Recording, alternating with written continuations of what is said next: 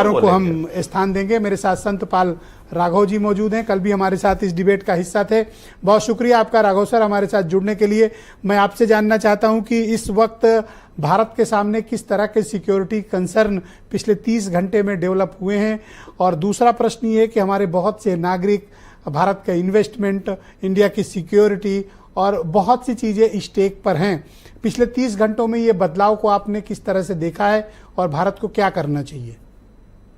जी, सबसे महत्वपूर्ण जो सुरक्षा का मुद्दा है, क्योंकि जो हमारी बॉर्डर्स है वो 1096 किलोमीटर है जी, और 5 स्टेट को टच करता है,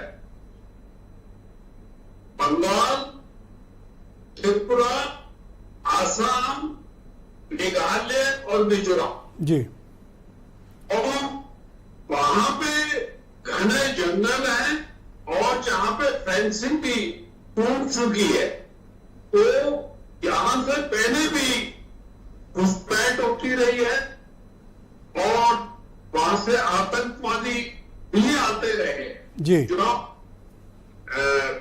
खलीदा जिया की सरकार थी, और वहां पे उनको शरण भी दी गई थी। जो उल्फा का हेडक्वार्टर भी बांग्लादेश के अंदर था, और उसके अलावा आईएसआई के साथ मिलकर जो वहां पे जिहादी ग्रुप थे वो वहां से भी अपना ऑपरेशन लॉन्च करते थे। और हमारा वहां से तस्करी जो मादक पदार्थों की है वो भी वहां से एक बड़ा रूट है। मैं आपको फिगर देता हूं, 2020 से 2023 तक जो बीएसएफ में 8500 करोड़ का वहां पे जो ड्रग्स हैं वो सीज की है। तो ये हमारे लिए सुरक्षा जो है वो मेजर इशू है।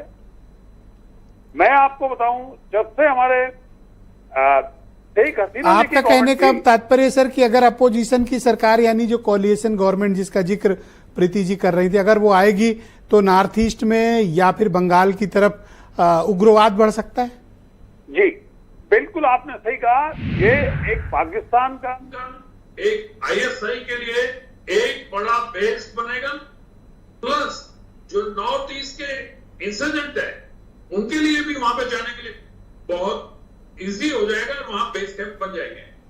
आर्थिक फ्रंट की बात करें हम तो आप देखिए, शेख हसीना जी ने 2 हमारे को चिटगांव और जो दूसरा मंगला पोर्ट जो फ्री दिया, नंबर 3 जो हमारा सेंसिटिव संवेदनशील है सिलिकॉनी कॉरिडोर जो है जी, वो चाइना के डोमिनेशन पे है, उसके कट ऑफ होने से हमारा 7 सिस्टर्स का कनेक्शन कट जाता है, कनेक्टिविटी कट जाती है।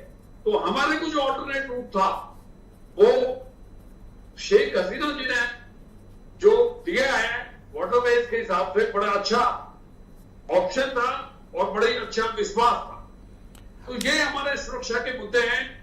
तो आर्थिक आप देखें कि जो भारत के जो बिजनेस टाइकून है उनकी इन्वेस्टमेंट है वहां। नहीं सर, इंडियन गवर्नमेंट की भी बहुत हैवी इन्वेस्टमेंट है वहां, हैवी इन्वेस्टमेंट प्रोजेक्ट है जो रास्ते बीच में है जी। जो और शेख हसीना जी की गवर्नमेंट ने हमारे से जो एग्रीमेंट्स किए आर्थिक आधार पे भी, और जो सुरक्षा उपकरण वो अभी नई जो गवर्नमेंट आएगी, जो बीएनपी वगैरह आएगी या अवामी लीग उसका हिस्सा भी नहीं है। बिकॉज आप देखें जो उनके नहीं, वो तो कंप्लीट वाइप्ड आउट हो गए, वो तो वाइप्ड आउट कर दिए गए, कंप्लीटली वाइप आउट हो गए, जी। उनको बुलाया भी नहीं। तो ये सब बहुत ही चैलेंजिंग, चुनौतीपूर्ण माहौल है और ये चुनौती है। और जो हमारे लोग हैं वहां पे, माइनॉरिटी के अंदर लोग हैं, जो सांस्कृतिक के जो इंदिरा गांधी जी के नाम पे उसको तोड़ा गया है, 4 मंदिरों को तोड़ा गया है, और माहौल वहां पे सुरक्षा का जो माइनॉरिटीज के लिए बहुत खराब है। नहीं मैंने तो देखा वहां तो अभी कोई सरकार ही नहीं है, अभी तो नई सरकार का गठन ही नहीं हुआ।